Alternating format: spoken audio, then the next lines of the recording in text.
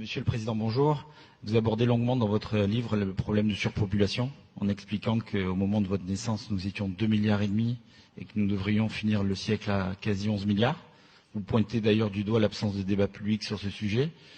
Quel est, selon vous, l'ordre de priorité face à ce défi gigantesque? Écoutez, je suis né en 1955, j'ai 64 ans. Quand je suis né, c'était pas si longtemps quand même, il y avait 2,5 milliards d'habitants. 2,5 milliards d'habitants. Sur moins de la vie d'un homme, la population mondiale a été multipliée par 3. C'est incroyable.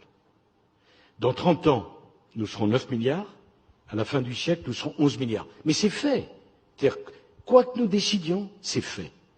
Donc, le choc n'est pas un choc climatique. Il y a un dérèglement climatique évident auquel il faut apporter une réponse. Mais le plus grand choc mondial, c'est le choc démographique. Des dérèglements climatiques, le monde en a connu, qui ont conduit pour certains à la disparition de 80% des espèces du vivant. C'est pas pour ça qu'il faut rien faire. Au contraire, il faut faire. Mais un choc démographique, comme celui que nous sommes en train de vivre, le monde ne l'a jamais connu. Jamais. Dans 30 ans, le Nigeria aura plus d'habitants que les États-Unis d'Amérique. Au plus court, la Méditerranée, c'est 780 kilomètres, au moins large. On va passer de 1,2 milliard d'Africains à 2,5 milliards. Donc, je dis, la crise migratoire n'a pas commencé. Elle n'a pas commencé. Elle est à venir. Alors, on peut refuser ça, si on veut.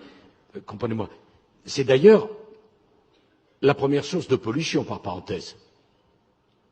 Parce que vouloir promouvoir le développement durable sans poser la question de l'explosion de la démographie mondiale, ça n'a aucun sens.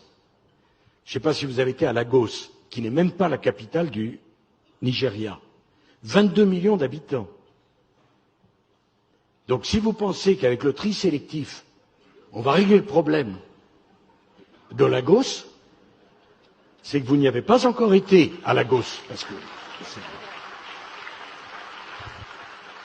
ma voisine dit ça aidera. Certainement. Mais je voudrais vous dire une chose, 22 millions de gens qui consomment bien, ça fait plus de dégâts qu'1 million qui consomment mal. J'ajoute que, on me dit l'avenir est à la voiture électrique. Alors tout le monde, la voiture électrique, formidable. Formidable, formidable. Puis d'abord, il faut faire attention à ce qu'on dit maintenant, puisqu'on ne peut plus rien dire. Donc, mais je pose quand même une question. La voiture électrique, elle consomme de l'électricité? Non. Bon. L'électricité, il faut la produire. Et donc on a l'Allemagne qui a fait rouvrir toutes ses mines de charbon pour produire de l'électricité. Il y avait un ministre de l'écologie, là, dont j'ai oublié le nom, qui dans la même journée a dit, avec l'autorité, dans 10 ans, il n'y aura que des voitures électriques. Parfait, très bien. Et tout le monde d'applaudir. Et dans 10 ans, on aura fermé la moitié des centrales nucléaires.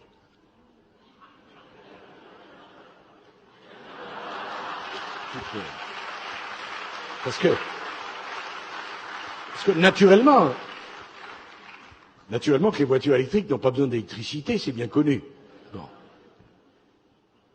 Alors, le sujet démographique est un sujet, mais monumental, tectonique. Et savez-vous qu'il n'y a pas un organisme international qui suit l'évolution de la population mondiale? Il y a en matière d'agriculture une dizaine d'organisations internationales. Est-ce que vous ne pensez pas qu'il conviendrait de toute urgence de poser les bases d'une organisation mondiale qui suivrait l'évolution de la démographie mondiale?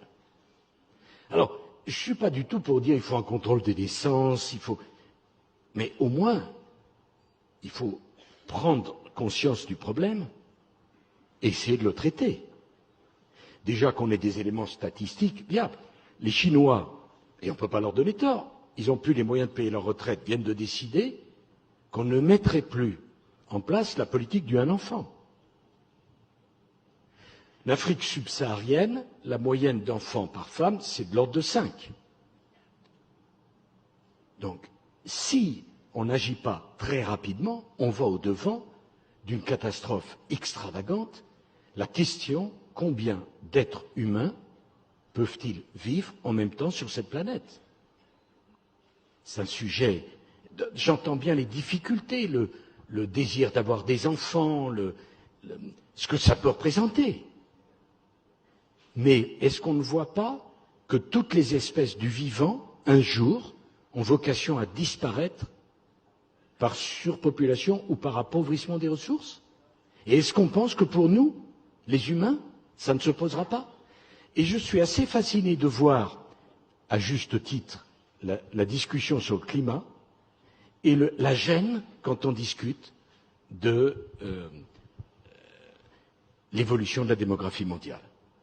Alors je vois là, cette jeune Suédoise si sympathique et si souriante, tellement originale dans sa pensée. Mais la question de cet organisme qui suivrait l'évolution de la démographie mondiale,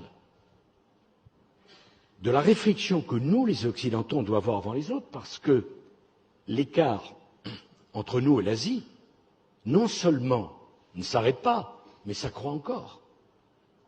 Puisque c'est 4 milliards 800 millions, mais demain, ça sera bien plus. Et dans la foulée, je pense que l'Europe doit de toute urgence se réunir avec l'Afrique pour décider d'un plan d'infrastructure monumental en Afrique, pour essayer d'augmenter le niveau de vie de l'Afrique, parce qu'il semble, je dis il semble, qu'il y ait une corrélation entre le niveau de développement et l'explosion de la démographie. Il semble, enfin en tout cas, c'est ce qu'un certain nombre de gens disent.